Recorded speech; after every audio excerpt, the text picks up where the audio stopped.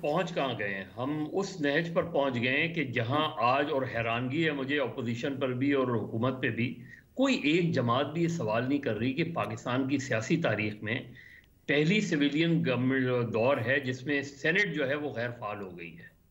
कभी भी नहीं हुआ ये कि सेनेट गैर फाल हो गई हो। क्यों हुआ ये सब कुछ?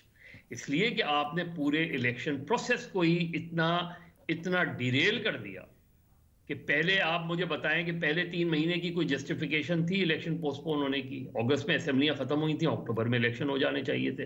कोई जवाब था कि जी फाइनेंस पैसे नहीं थे इसलिए इलेक्शन? भाई कोई आईनी जवाब था इलेक्शन इलेक्शन आगे बढ़ाने का? नहीं था। आपने इलेक्शन इलेक्शन बढ़ाते बढ़ाते आप 8 फरवरी को ले गए। अब ये सारे प्रोसेस में इतना लेट हुआ कि जो वक्त पे सेनेट के इलेक्शन होने थे वो नहीं हुए। सेनेट के इलेक्शन, इसकी कोई जस्टिफिकेशन है? इसका कौन जिम्मेदार है? क्या क्या इलेक्शन कमीशन जिम्मेदार नहीं है सारी चीजों का? कि आपने एक एक जो अपर हाउस जिसको हम कहते हैं कि आज अगर कौमी असेंबली से कोई कोई बिल पास हो जाए तो वो सेनेट में उस वक्त तक नहीं जा सकता जब तक सेनेट फाल नहीं होती। सेनेट फाल होने आप सेनेट के इलेक्शन करा रहे हैं, सेनेट फाल नहीं है। चेयरमैन चले गए, डिप्टी चेयरमैन चले गए, बाकी 50% जो है वो सेनेटर्स रिटायर हो गए। तो ये मेरा ख्याल है बड़े सीरियस क्वेश्चन है। दूसरी बात ये जी। कि इतनी हार्ड पोजीशंस ले ली हैं हमने, और ये इलेक्शन पर सवाल सिर्फ पीटीआई ने नहीं उठाया है। इलेक्शन पर सवाल खुद मुस्लिम लीग नून ने भी उठाया है। इलेक्शन पर सवाल पाकिस्तान की तकरीबन तमाम सियासी जमातों ने उठाया है। तो ये मसला सिर्फ रीकाउंटिंग से हल नहीं होगा, ये मसला चंद हलकों के खोलने से हल नहीं होगा। अगर आतिफ खान भी ये कहते हैं तो मैं इस बात को नहीं मानता। ये क्या बात हुई कि आप 10 हल्के, ये कोई मैच हो रहा है कि आप 10 हल्के उधर खोल दें, 10 हल्के इनके खोल दें? भाई आप पूरे इलेक्शन का फॉरेंसिक कराएं कि ये इलेक्शन जितना हुआ है ये सही हुआ है कि नहीं हुआ। इलेक्शन की जो प्रॉपर रिक्वायरमेंट थी वो पूरी हुई है या नहीं हुई है। इसीलिए जुडिशल कमीशन की बात हो रही, इसीलिए 2013 में भी जो अल्टीमेटली 2014 में जुडिशल कमीशन बना था उसकी फिर फाइंडिंग्स आई थी।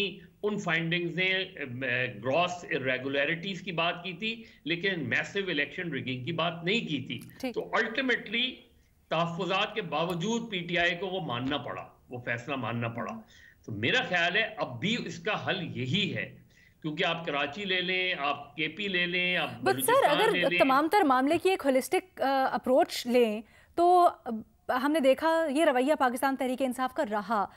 जब हुकूमत बनानी थी तो उसके ऊपर गो के हैं बहुत ज़्यादा ज़ेर अताब भी हैं, डिस्क्रिपेंसीज भी हैं, लेकिन हुकूमत बनानी थी उसके ऊपर उनका ये रवैया रहा। उन्होंने कहा नहीं जी हम बनाना चाहते हैं लेकिन बनाएंगे नहीं क्योंकि हम इस तरह से इनके साथ बैठना नहीं चाहते।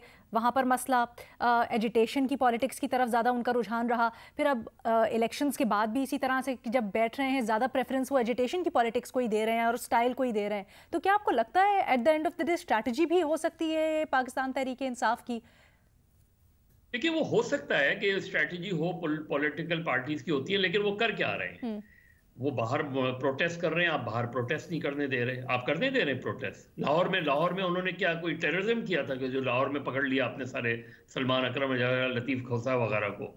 तो आप प्रोटेस्ट तो करने दें। बाकी वो क्या कर रहे हैं? वो कौमी असेंबली में इलेक्शन लड़ रहे हैं, कौमी असेंबली के सदारती इलेक्शन लड़ रहे हैं, वो सेनेट के तो फिर इलेक्शन इस लड़ हिसाब रहे से तो हैं। सर जो अभी फखर बात कर रहे थे कि मुसद्दिक साहब का बयान दुरुस्त है, फिर तो वो दुरुस्त हुआ कि कुछ हद तक एटलीस्ट। मुसद्दिक मलिक साहब का बयान कैसे दुरुस्त? मुसद्दिक मलिक साहब तो एक बहुत छोटे से उसकी बात कह रहे हैं ना। आप प्रॉपर जो बाकी जमातें भी डिमांड कर रही हैं, जो जेयूआई भी डिमांड कर रही है, जेयूआई क्यों साइड हुए बैठी हुई है?